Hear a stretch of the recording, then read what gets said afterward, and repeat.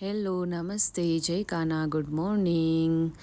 અમે ઉઠી ગયા છીએ, હવે અમે રેડી થઈ ગયા અને આ છે 4 સ્ટાર હોટલનો નાસ્તો જે કિચનથી ટેબલ સુધી આવતા સાવ ઠંડો અને થવાનો જ હતો ને યાર, માઇનસમાં ટેમ્પરેચર છે.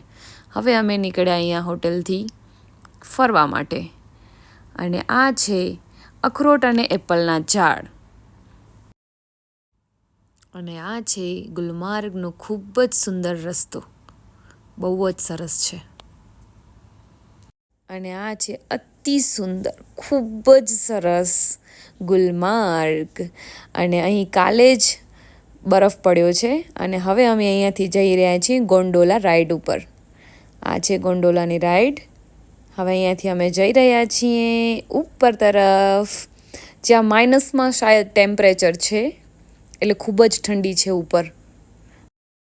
જેમ જેમ ઉપર જઈ રહ્યા છીએ એમ એમ બરફ વધુ દેખાતી જાય છે અને ફાઇનલી અમે ઉપર પહોંચી ગયા છીએ અને પાછળનો વ્યૂ પણ તમે જોઈ શકો છો, બહુ જ સરસ છે. અને આ અમે કરી એક નાનકડી ટ્રેકિંગ.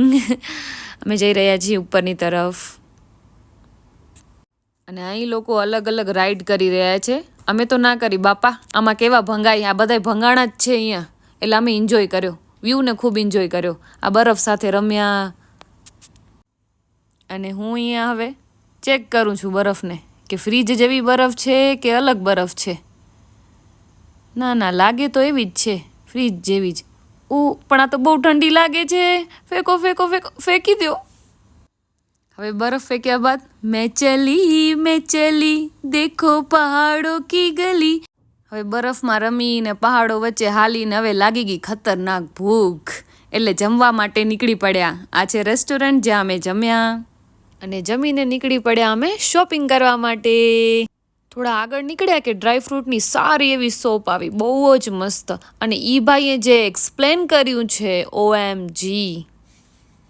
આ વિડીયોમાં ભાઈ જે એક્સપ્લેન કરી રહ્યા છે એ હું એન્ડમાં રાખી દઉં છું વિડીયોની, કેમ કે જેનાથી તમને લોકોને ખ્યાલ આવે કે ઓરિજિનલ અને ડુપ્લિકેટ કેસરમાં શું ફરક છે ને એ તમને ખ્યાલ આવશે, તો હું આ એન્ડમાં રાખું છું.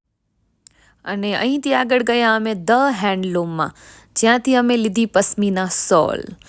અને ત્યાં ફક્ત સોલ જ નહોતી, પરંતુ ડ્રેસ મટીરિયલ હતું, સારી હતી, ઘણી બધી નવી વેરાયટી પણ હતી અને એકદમ કાશ્મીરી સ્ટાઇલમાં.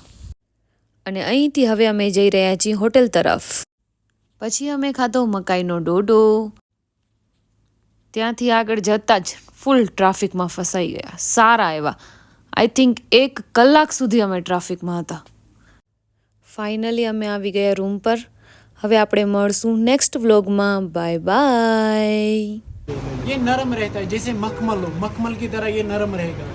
अगर ये हार्ड होता है ना तो फिर ये अच्छा सैफरॉन नहीं है और ये 7 से 12 मिनट के बाद कलर देगा. जल्दी कलर नहीं आना चाहिए. अगर जल्दी कलर आएगा तो ये अच्छा सैफरॉन नहीं है और पत्ती ऐसे ही रहेगी, ये डिस्कलर नहीं होगा, रेड ही रहेगा, चाहे कितना भी कलर देता जाएगा. इसलिए मैंने बताया 4 ही डालने हैं.